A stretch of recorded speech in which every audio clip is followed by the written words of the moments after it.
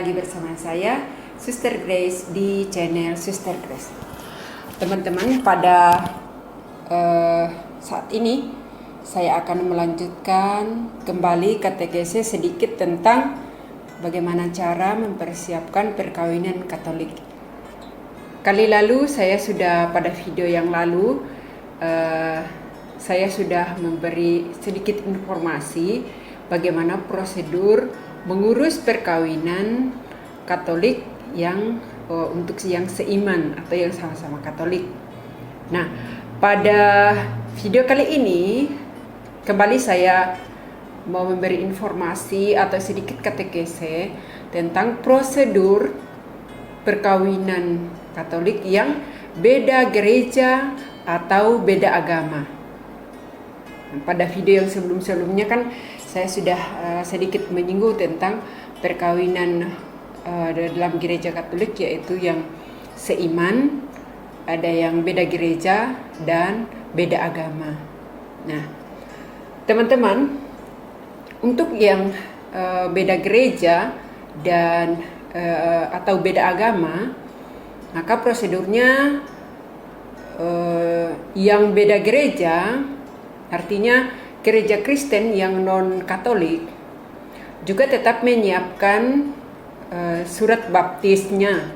Kalau yang Katolik harus yang surat baptis terbaru. Tetapi kalau yang non-Katolik tidak perlu diperbarui, tapi harus ada surat baptis yang disertakan di dalam berkasnya itu. Nah, kalau yang agama lain, artinya bukan Kristen atau non-Kristen, itu tidak perlu. Nah, kemudian untuk yang beda gereja dulu ya. Nah, kemudian surat baptis itu disertakan dengan foto yang berukuran 4x6 berwarna, lalu mengisi formulir pendaftaran perkawinan di paroki tempat mengurus perkawinan itu. Kemudian nanti setelah berkasnya itu diperiksa, lalu kemudian akan diberi surat keterangan untuk mengikuti kursus. Jadi kursus atau pembinaan persiapan perkawinan itu wajib untuk semua. Jadi yang Katolik dan non-Katolik tetap harus mengikuti pembinaan persiapan perkawinan atau yang biasa lazim dikenal dengan kursus persiapan perkawinan.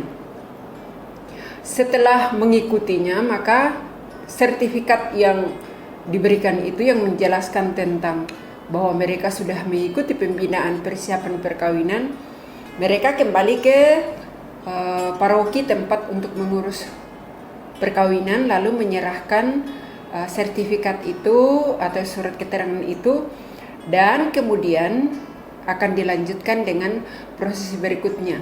Setelah ada surat sertifikat itu, maka mereka kedua calon ini boleh mengadakan janjian dengan romo paroki atau romo yang diberi tugas atau yang sudah didelegasikan oleh romo paroki untuk penyelidikan kanonik.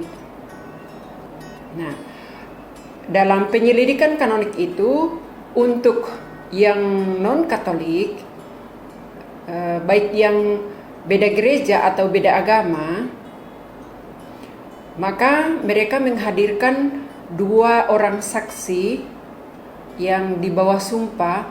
Mereka bersaksi bahwa yang bersangkutan atau yang non-Katolik ini tidak sedang dalam ikatan perkawinan yang lain, atau benar-benar masih single, atau benar-benar saat ini bebas, tidak dalam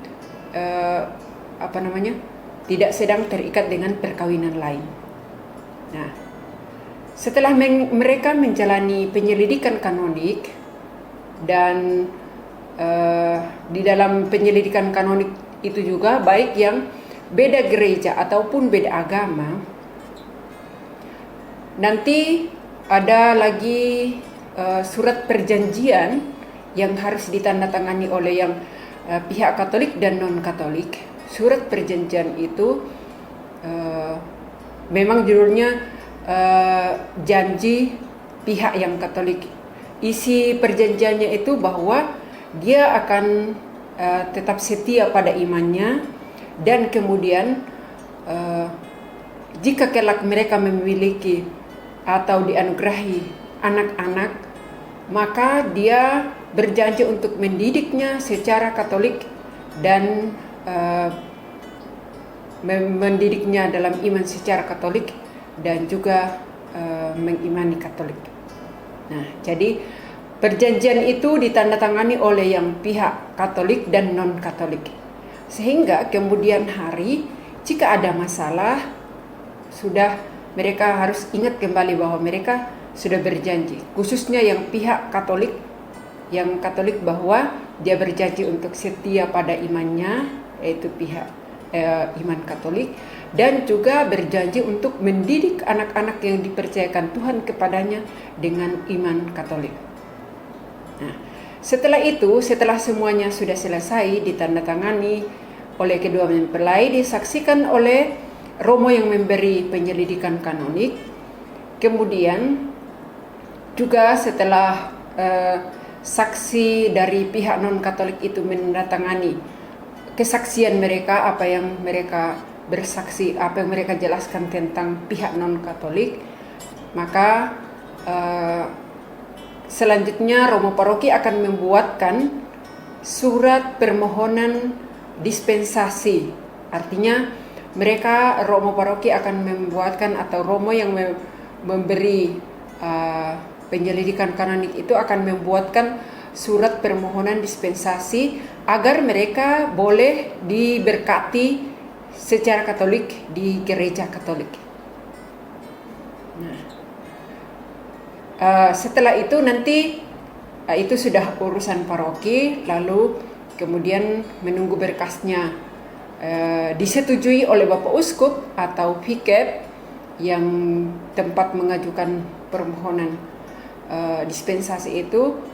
Kemudian sementara itu, sebelum tanggal pelaksanaan perkawinan harus diumumkan di paroki 3 kali. Jadi pasti sudah diperkirakan, umpamanya dia menikahnya di akhir bulan, maka sudah dihitung minggu keberapa saja yang harus diumumkan. Nah, teman-teman sekalian, saya jelaskan mengapa harus diumumkan 3 kali, diumumkan di seluruh umat bahwa si A akan menikah dengan si B. Itu adalah sebagai penyelidikan umum. Jadi umpamanya begini, kalau kedua calon sudah mengadakan penyelidikan kanonik secara pribadi dengan Romo sebagai pihak dari gereja yang bertanggung jawab dengan secara hukum atas pengakuan. Nah, kalau pengakuan kedua mempelai itu, salah satu di antaranya umpamanya mengaku bahwa benar memang dia belum menikah atau tidak terikat perkawinan dengan yang lain atau dengan siapapun. Nah, kebetulan umpamanya begini, dia pendatang di satu tempat. Nah, tadi kalau yang beda gereja atau beda agama, kalau yang menjadi saksi dalam penyelidikan kanonik tadi yang memberi penjelasan bahwa memang dia belum punya istri atau belum punya suami, masih single, lalu kemudian karena mereka tidak tahu, tetapi sebenarnya di tempat lain dia sudah punya ikatan perkawinan, maka justru itu kalau diumumkan di gereja itu sebagai penyelidikan umum, maka di akhir pengumuman perkawinan di paroki itu biasanya selalu ada peringatan, barang siapa yang mengetahui halangan kedua mempelai wajib melaporkan ke pastor paroki. Artinya bukan mau cari urusan orang lain, tapi umat juga bertanggung jawab. Maka diumumkan demikian. Nah, pengumuman itu 3 kali. Nah, setelah pengumuman itu maka sudah bebas untuk melangsungkan pernikahan. Nah, demikianlah teman-teman sedikit informasi dari saya. Kita akan lanjutkan di video berikutnya dengan penjelasan yang lain atau tema yang lain. Ikuti terus video ini atau dukung channel saya dengan memberi subscribe dan di-sharekan kepada orang-orang lain yang kira-kira yang mungkin juga membutuhkan informasi yang demikian. Mungkin ada sedikit perbedaan dengan yang lain, tapi paling tidak demikian garis besarnya seperti itu. Karena masih ada kebijakan-kebijakan pastoral di masing-masing wilayah. Di keuskupan lain masing-masing punya kebijakan pastoral. Nah, itu yang secara umum yang saya bisa informasikan atau bisa berikan. Nah, terima kasih teman-teman atas dukungan dan perhatiannya. Sampai jumpa. Salam.